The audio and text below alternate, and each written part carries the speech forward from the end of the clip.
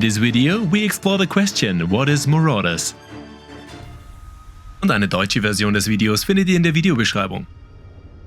And to summarize it roughly, Marauders is directly reminiscent of a Dieselpunk Escape from Tarkov variant in space, whereby we get to play some new accents with spaceship battles and some interesting mechanics. In the dystopian sci-fi universe, we go on a raid as a pirate, fighting for the best loot together with up to 3 other players. But first, an important note, we are in no way connected with the developer Small Impact Games or Team 17, nor we are being paid in any way or receiving any other benefit for this video. So this is our absolutely private, free and unbased opinion. We were able to spend several hours in the pre-alpha and form our own opinion. Therefore, some parts of the video may be slightly different in the release version.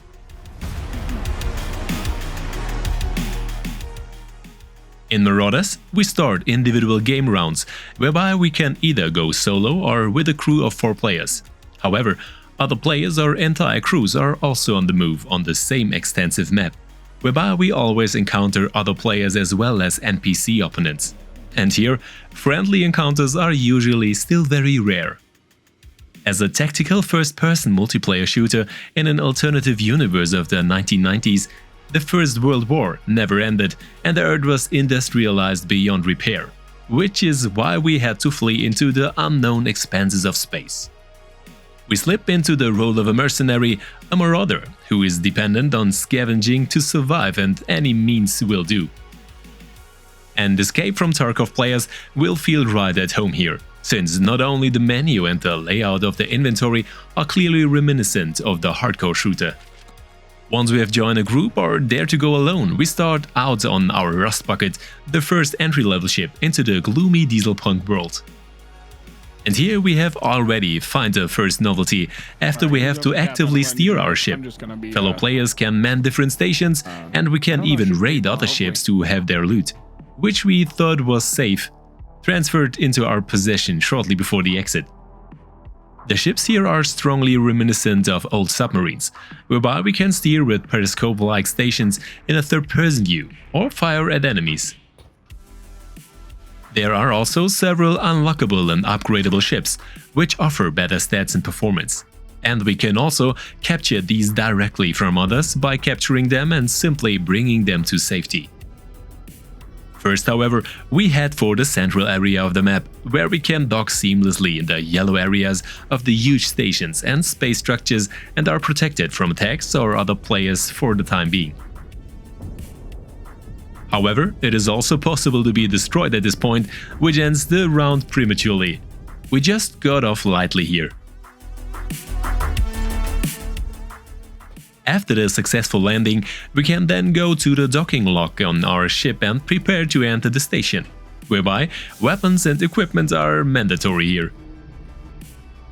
Graphically, Marauders so far offers a rather functional but coherent Dieselpunk look. The graphic quality here is reminiscent of shooters from a few years ago. We cannot expect graphic splendor, at least in the pre-alpha release. However, the battles play smoothly and the performance is always in the green zone, even with several players. We were not able to observe any clear desyncs in the first few hours, which makes the firefights exciting. The handling on the World War weapons also feels surprisingly familiar, and we didn't need a long training period. The goal is, analogous to Escape from Tarkov, to salvage as much high-quality loot as possible from the rounds and above all, to escape alive, to reach the exit, so that we can then also take the equipment into our inventory. The whole thing has the catch, however, that if we don't make it out alive, all the equipment we brought with us into the game is uninvincible lost, and of course all the stuff we already collected along the way. The AI enemies roaming the maps are a challenge, especially at a distance, as they are not bad protectors. In close combat, however, they often react somewhat sluggishly, which makes them easier prey than other players. In addition, we usually cannot directly distinguish whether it is an NPC or a player. In addition, we have a quite realistic damage model, whereby a hit to the head usually means a direct end. And with this, all the equipment we had collected or even brought into the game is inevitably gone. And depending on how many enemies we were able to take out and whether we even escaped alive, we receive experience point and gradually rise in rank, which offers us unlocks for the crafting system and also offers new possibilities in the mission area. So we grab the next piece of equipment, find the crew and try the next attempt. However, there are other factors that play a role, such as the fact that your oxygen supplies are not infinite and that we have a further limit to how long we can go on a looting exploration. And of course, the approach to the mostly centrally located platforms and stations offers possibilities for ambush or direct attacks on our ship by other groups. The space battles, however, are very arcade-heavy and the spaceship controls can be mastered very rudimentary with the keyboard. However, the ship battles are no less fun because of this. And as a small tip, look for the exit at the beginning of a game, because we have to try to reach it towards the end. This is a small round portal that is placed at the edge of the map. In the battles, we regularly have the difficulty to distinguish our friends from our enemies, which makes communication necessary. This is helped by the voice system already integrated into the game, which can alternatively be deactivated and serves well. The loot system is also reminiscent of the original, as we first have to identify items and then place them in our inventory accordingly. This in turn is severely limited, and the larger the backpacks and bags we carry, the more risk of loss we run, and the faster our stamina is exhausted when sprinting. In the case of injuries, however, there is less depth, since we lose hit points but do not directly die from bleeding, but can simply bring them back into the green zone by various means. But as mentioned, our oxygen supply also plays a role, and we should slowly make our way back, whereby raids can occur especially at the various docks. This is because, depending on where we landed, these are also identical again from the departure, which of course allows other players to simply wait there until we try to get back in our ship, heavily packed and battered. This offers the possibility of using escape pods, which are available on ships and stations in limited numbers, and these are not only suitable for escaping towards the exit, but can also be used for a direct attack. However, we first escape in the classic way with our ship, whereby we can also come under fire directly after undocking, and the enemy boarding party can capture us, which then also means an early end. However, we were able to avoid the enemy fire and get to safety, which of course gives us significantly more experience points and of course every loot we collected as a reward. However, if we're traveling in a team, it can also happen that we have a nervous captain who starts the ship without us, which then forces us to plan B. But first, of course, we stow our loot safely, gear up for the next run and take on up to 3 missions in the mission system, which bring with them various rewards, experience points and, of course, hard currency. The map design is the same so far in the inner area of the stations, whereby the alpha map is very extensive and divided into different areas. The outer space areas, on the other hand, differ in several variations and offer a much prettier look than the dreary First World War settings in the inner area. However, the map composition is quite successful, offer various cover options, differences in altitude and passage that can be activated. And especially in a team, the battles in space as well as in the first-person view are already a lot of fun, although we are still in an early alpha phase.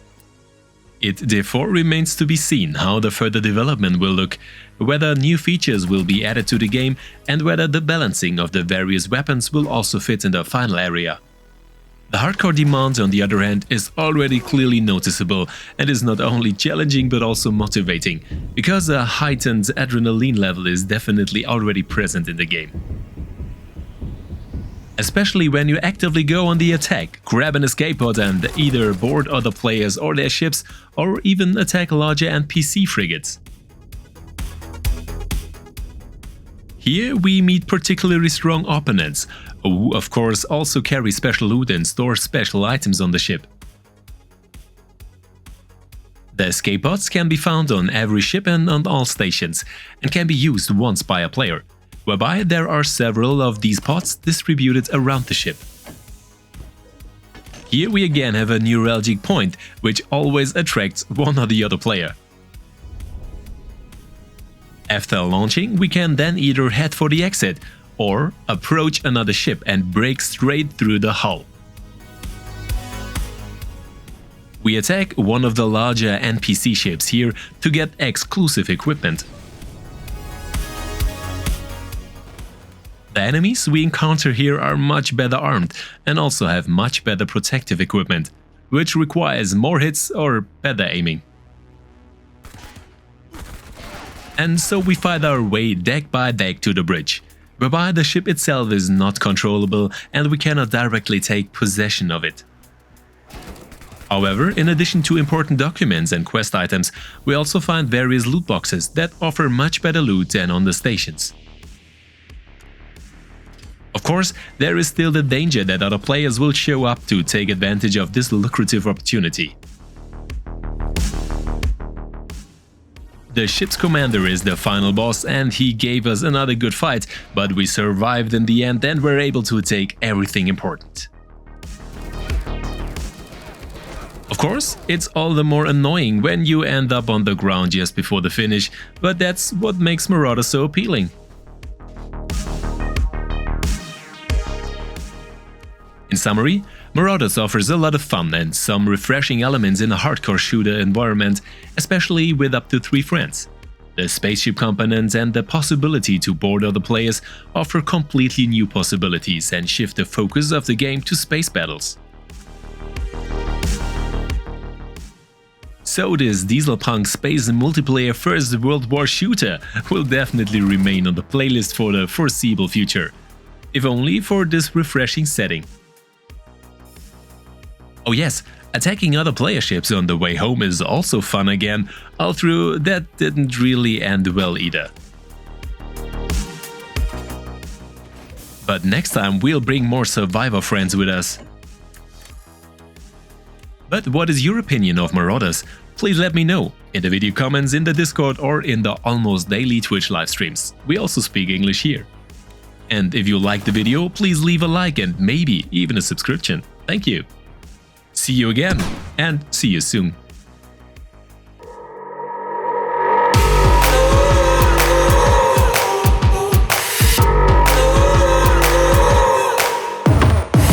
This tension is rising, so thick we just might choke. But if we keep moving, it ain't us that's gonna wind up broke. Some people might think we're crazy, but crazy is all we've known. It's probably that they just ain't ready, that's why they're going up in smoke. We're giving this all we've got. We're taking our only shot.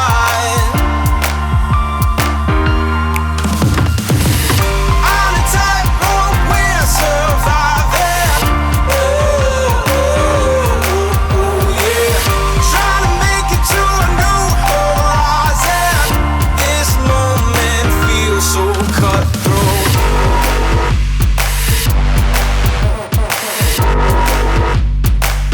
So cutthroat.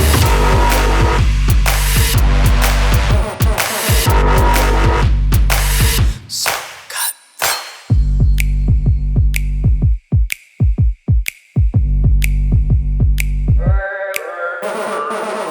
The stakes get so much higher when it's so late on the line. But we don't feel no fear. We ain't got no kryptonite.